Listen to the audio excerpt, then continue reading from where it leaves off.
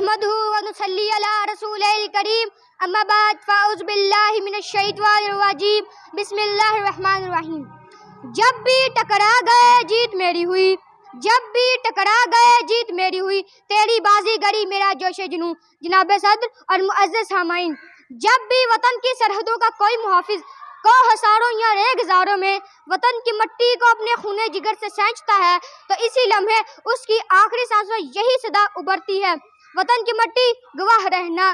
شہیدوں کی یہی صدائے دلربا آج میری تقریر کا عنوان ہے۔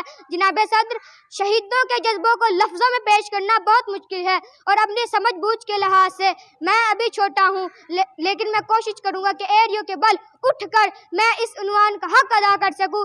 جذبہ شہادت کے ساتھ دیش کی سرحدوں پر پہرا دینا پاکستان کے جانباز سپاہیوں کا ترہ امتیاز ہے۔ جب دشمن طاقت کے زور پر کسی کے وطن پر حملہ کرتا ہے تو اس وطن کے بیٹے سر پر کفن باندھ کر صف آرا ہو جاتے ہیں۔ پاکستان اسلام کا قلعہ ہے اور اسلام کے تمام دشمن اس کو صفائے ہستی سے مٹانے کے در پہ ہیں اور ہماری مشرقی سرحد پر ہمارا دشمن اس طاق میں رہتا ہے موقع ملے وہ حملہ کر دے، لیکن جب بھی دشمن نے ایسی حماقت کی اسے پچھتانا پڑا۔ ہمارے اور ہمارے دشمن کے درمیان ہمیشہ شہیدوں کا لہو حائل رہا، کیونکہ یہ لہو کے چند چھینٹے پوری قوم کے جذبہ جانساری کی علامت ہوتے ہیں۔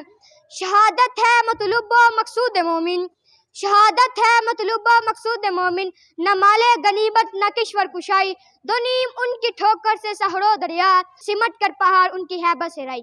میجر طفیل سے لالک جان تک ہم بہت سے شہیدوں کے نام جانتے ہیں اور طریق صفات کے عزائم کے قصے سنہری الفاظ میں رقم ہے، لیکن ایک تعداد ان شہیدوں کی بھی ہے جنہوں نے بوقت شہادت اس مٹی کو گواہ کرتے ہوئے کہا تھا کہ وطن کی مٹی گواہ رہنا۔